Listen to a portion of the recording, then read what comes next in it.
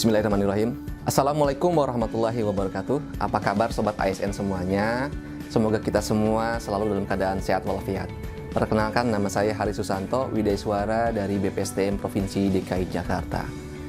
Pada sesi pembelajaran kali ini kita akan membahas salah satu hal yang mendasari pengadaan barang jasa pemerintah melalui swakelola. Apa itu? Yaitu mengenai tujuan dan kriteria pengadaan barang jasa melalui swakelola. Tentunya sesuai dengan rujukan Peraturan Presiden Nomor 12 Tahun 2021 tentang perubahan atas Perpres Nomor 16 Tahun 2018 tentang pengadaan barang jasa pemerintah. Apa saja tujuan pengadaan barang jasa secara swakelola? Tentunya ini perlu kita bahas secara perlahan-lahan, Sobat ASN. Yang pertama adalah tujuan yang mendasari kenapa kita perlu melakukan pengadaan barang jasa secara swakelola adalah ketika barang jasa yang ingin kita penuhi ini tidak disediakan oleh pelaku usaha. Kalau tidak disediakan oleh pelaku usaha, tentunya siapa yang harus menyediakan? Ya, melalui swakelola tentunya ya. Yang kedua, apa tujuan yang kedua? Yaitu ketika pengadaan barang jasa tidak diminati oleh para pelaku usaha. Tadi kalau yang pertama tidak disediakan, yang kedua tidak diminati. Bisa jadi karena nilai pengadaan barang jasa tersebut ya kecil atau lokasinya yang sulit dijangkau oleh para pelaku usaha. Nah, apa tujuan yang berikutnya, Sobat ASN, adalah kita ingin mengoptimalkan penggunaan sumber daya yang dimiliki oleh pemerintah. Dalam hal ini kementerian, tentunya lembaga atau perangkat daerah jika kita di pemerintah daerah.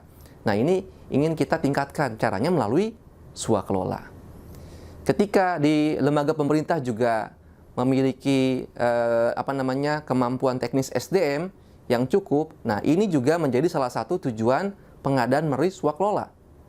Nah, tujuan berikutnya adalah Sobat ASN, kita ingin meningkatkan partisipasi dari masyarakat, terutama dari unsur ormas ataupun Pokmas. Tentunya kalau di Indonesia ada banyak sekali dan kita juga punya tujuan ke arah situ. Nah, tujuan berikutnya yang keberapa nih? Yang kelima atau keenam adalah kita ingin meningkatkan efektivitas ya atau efisiensi dalam pengadaan barang jasa. Dan hal ini tentunya bisa berdampak kepada penghematan baik APBN atau APBD. Nah, tujuan yang terakhir adalah saudara sekalian, Sobat ASN, kenapa pengadaan barang jasa ini perlu diadakan melalui swakelola, yaitu kita ingin memenuhi kebutuhan barang jasa yang sifatnya rahasia. Kalau sudah rahasia, kira-kira bagaimana? Apakah perlu dengan pelaku usaha? Nah, sebaiknya kita menggunakan yang namanya melalui swakelola. Tapi untuk ya pekerjaan atau kegiatan yang mampu dilaksanakan baik oleh kementerian, lembaga atau perangkat daerah. Ya. Setelah kita memahami apa itu tujuan pengadaan barang jasa melalui swakelola, berikutnya Sobat ASN kita perlu mengetahui apa saja kriteria pengadaan barang jasa secara swakelola. Nah, ini paling mudah kalau misalkan saya berikan ilustrasi sebagai contoh ya. Misalkan contohnya ini tidak terbatas, misalkan saja yang pertama, kalau barang jasa yang dilihat dari segi nilai, lokasi, atau sifatnya ini tidak diminati. Contohnya saja misalkan untuk renovasi rumah tidak layak huni, ini mungkin pelaku usaha tidak minat, maka kita pakai swakelola.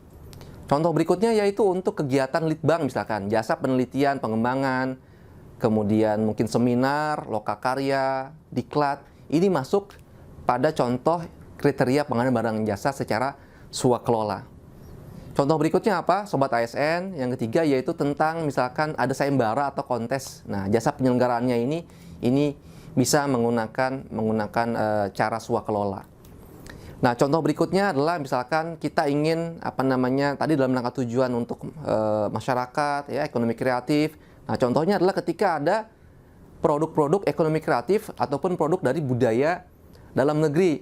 Ya, misalkan saja untuk kegiatan pagelaran seni budaya atau pertandingan atau kompetisi olahraga antar sekolah atau antar kampus. Apakah masih ada contoh yang lainnya? Ada banyak sekali. Ya, mungkin saya tambahkan mungkin 2 atau 3 contoh lainnya, yaitu misalkan jasa sensus, survei, processing data, perumusan kebijakan. Ini juga bisa jadi contoh pengadaan barang jasa melalui swakelola. Terus bagaimana jika ada barang jasa yang masih dalam tahapan pengembangan? Nah, tentunya ini tidak diminati juga oleh pelaku usaha atau belum tersedia. Ini juga bisa masuk kategori atau kriteria melalui swakelola. Ya, contoh berikutnya, misalkan ada ormas, pokmas atau masyarakat menghasilkan suatu produk. Ya, ini juga bisa menjadi contoh, misalkan saja untuk produk kerajinan ataupun untuk pelestarian lingkungan hidup. Ya, terakhir, contoh yang sifatnya rahasia dan mampu dilaksanakan oleh organisasi pemerintah, kementerian atau lembaga atau perangkat daerah, yaitu misalkan saja pembuatan soal ujian. Nah, ini kan rahasia sifatnya. Oke, melalui pengadaan swakelola yang sesuai dengan apa tadi yang kita bahas, tujuan dan kriteria berdasarkan peraturan yang berlaku, tentunya kami mengharapkan Sobat ASN ini dapat lebih baik lagi melaksanakan pengadaan barang jasa di unitnya masing-masing.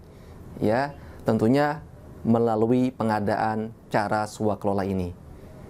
Terakhir, mudah-mudahan apa yang sudah kita bahas pada sesi pembelajaran singkat ini dapat bermanfaat untuk semuanya, dan sampai ketemu lagi pada sesi pembelajaran berikutnya. Terima kasih banyak. Saya Heri. Assalamualaikum warahmatullahi wabarakatuh.